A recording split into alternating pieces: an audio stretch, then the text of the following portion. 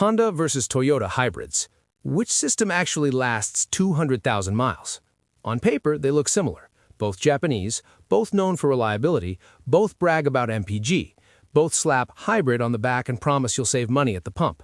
But under the skin, Honda and Toyota took very different engineering paths to get there. And those choices are exactly why one system has become the taxi driver's favorite, and the other has a more complicated history. If you're looking at a used hybrid and you want it to actually survive 200,000 miles without turning into a science project, you cannot just say Japanese equals good and call it a day.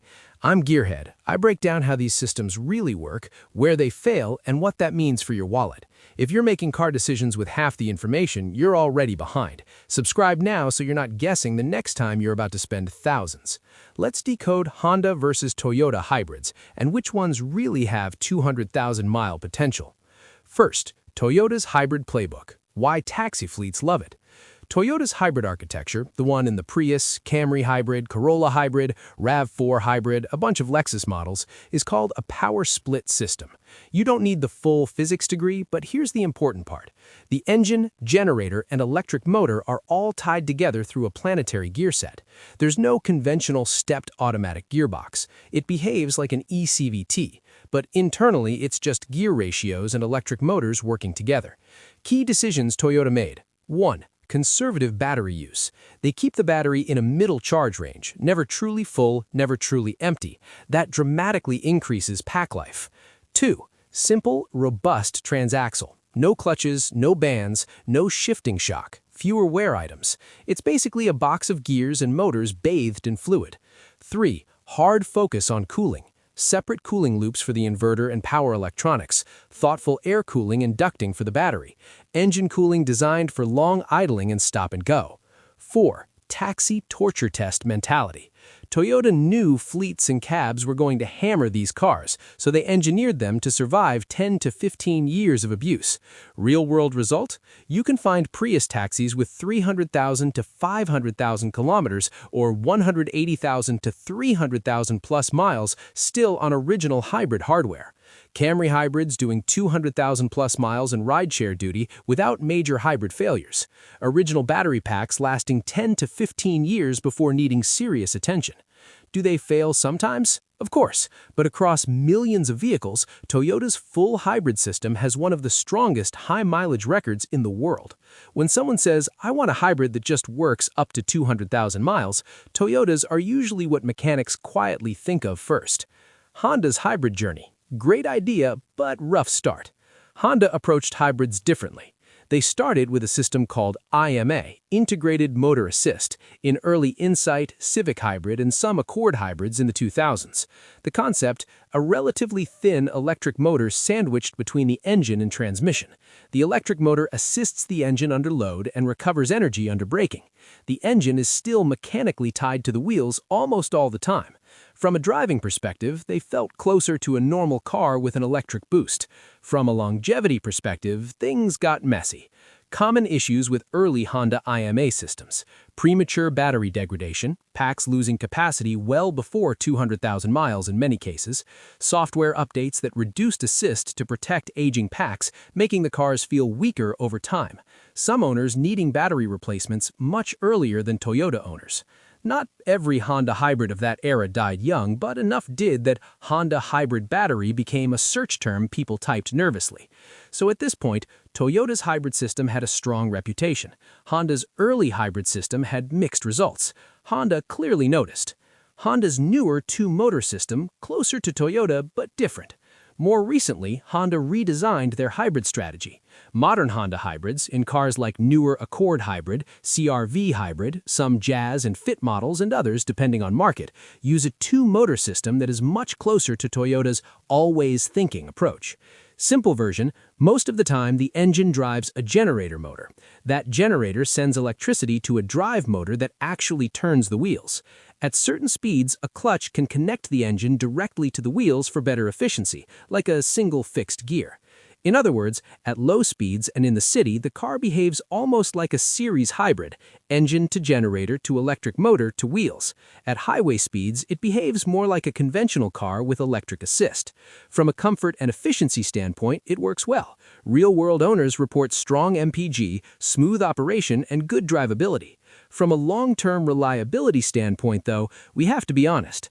Toyota has been running essentially the same hybrid architecture in massive numbers since the late 90s. Honda's newer two-motor system is much younger in mass use. It doesn't have the same 25-year global track record yet. So far, no epidemic-level failures like early IMA packs. Some reports of minor gremlins, but nothing like a systemic disaster. Still, we don't yet have fleets of 15-year-old, 300,000-mile two-motor Hondas to point at. So if we're asking which system is proven to 200,000 miles and beyond, Toyota still holds the safer card right now, simply because time and volume are on their side. Battery life: Honda versus Toyota. In the real world, let's talk the part everyone is scared of: the battery. Toyota. Early and many current models use nickel metal hydride. Newer models use lithium-ion on some trims. They keep the state of charge in a narrow middle band, roughly 40 to 80%, simplified. They cool packs carefully with fans and ductwork. They design control systems to prioritize longevity over maximum performance. Real-world life of 10 to 15 years and 200,000 plus miles on original packs is normal, not exceptional in many markets. Honda's early IMA, nickel metal hydride packs as well. Less conservative management in first generations, smaller battery capacity in some cases. Real-world, many owners saw noticeable pack degradation well before 200,000 miles. Assist weakened over time. Some packs failed outright at lower mileages than equivalent Toyotas. Honda had to extend warranties and do software tweaks on some models. Honda's newer two-motor uses more modern lithium-ion packs. Battery management appears more conservative and intelligent than old IMA. Systems were designed with Toyota's hybrid success and Honda's own past scars in mind. Real world so far, improvement over the IMA era. We don't yet have ocean-sized data up to 300,000 plus miles, but early patterns are promising. So if your specific question is, right now, in 2025, which hybrid brand has the most proven track record for battery longevity past 200,000 miles, the brutal, honest answer is Toyota. Not because Honda can't design a good battery system, but because Toyota has millions more high-mileage examples that have already done it. Drivetrain complexity and stress. Another way to judge 200,000-mile potential was to look at what stresses the system.